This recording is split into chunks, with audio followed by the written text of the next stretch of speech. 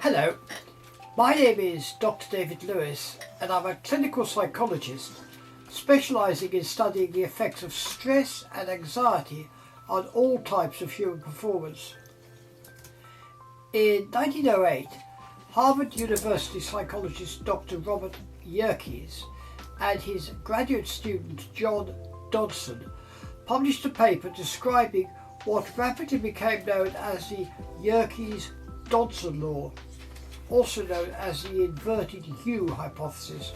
As you can see in this graph, this law states that up to a certain optimal level, your performance will improve as your levels of arousal increase.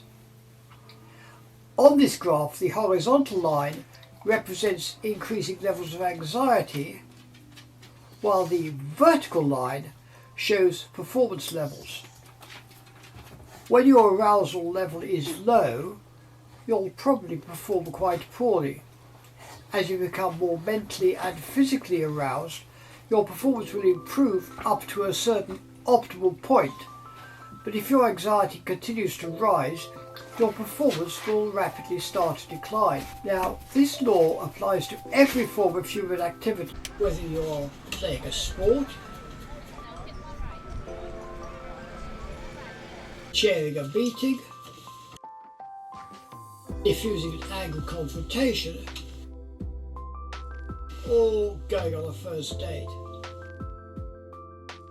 Putting this law into an everyday context, one of my clients described arousal as being like sugar.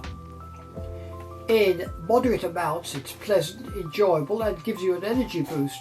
But if taken in excess, it can cause you serious health and performance problems. Many people, especially sports coaches and teachers, agree with the Yerkes-Dodson law. They regard this as stating little more than their own everyday experience. Indeed, most of us have known what it's like to try and perform at our best when we're feeling bored or disinterested or struggling to shine as we feel panic levels starting to rise. But does this more than a century-old law really hold true? To find out, I talked with a leading American anxiety expert, Dr. Jud Brewer. Now, Dr. Brewer, you may remember, we met in my earlier video on apps and traps. He's Director of Research and Innovation at Brown University's Mindfulness Center, where he also serves as an Associate Professor of Behavioral and Social Sciences in the School of Public Health. In addition to being an acclaimed neuroscientist, Dr. Jud is author of a best-selling book, Unwinding Anxiety, and a clinically validated anxiety management app of the same name, Unwinding Anxiety. So what does he think of the world-famous Yerkes-Dodson law? So I was curious about, where this thing came from, that anxiety, some certain level of anxiety was needed, because I've never actually found that to be true personally. And with my patients, the more they don't really seem to find some level of anxiety that's helpful for them. So I went back and looked at this, and it turns out that this Yerkes-Dodson thing came from a 1908 experiment of Japanese dancing mice. And they were actually measuring arousal, not anxiety. And somewhere in the 50s, somebody mushed those two terms together and started equating anxiety with arousal, which is actually not the same thing. And then thanks to the internet, people, if you just get a search term that's highly searched, it doesn't matter if it's true or not. It just means that it's popular. So that term became popularized around the year 2000, which I think, is around the same time that the internet really started taking off. So, if you get a very popular term, it's hard to actually go back and see if it's true, especially if you're just interested in getting a quick answer as compared to the right answer. So, the people that have gone back and done the research, and there's great review papers on this. I think this guy Swanson wrote a review paper on the myth of Yerkes-Dodson.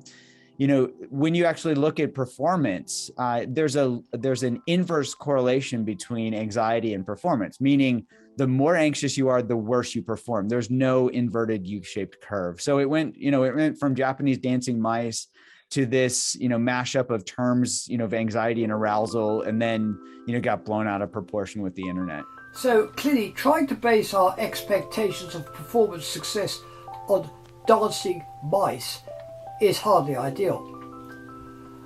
How can we understand and control the relationship between our emotions and our success in any activity? Enter Yuri Anin from the Research Institute for Olympic Sports, who came up with his individualized zone of optimal function, or IZOF. As he points out, a person's best performance doesn't always occur at the midpoint of the arousal continuum, but rather varies between individuals and the activities they are attempting to perform. Some of us, for example, will have a zone of optimal performance at the lower end of the arousal continuum, some at a mid-range and others at the upper level. Haddon later expanded the IZOF beyond anxiety to show how the zone is influenced not only by anxiety or arousal, but by a variety of other emotions, as shown on this graph. And this graph is taken from a very excellent paper he's written called Soccer and Emotions, Enhancing or Impairing Performance. Now, emotions may be positive ones, such as feeling motivated, confident, purposeful, enthusiastic and energetic, or indeed negative ones, for example tiredness, boredom, irritation, negativity, nervousness or uncertainty. Now, to perform at your best in any situations, you have to learn how to tailor your emotions to best suit the demands being made on you. How this can be done will be the subject of my next video, published in a fortnight's time.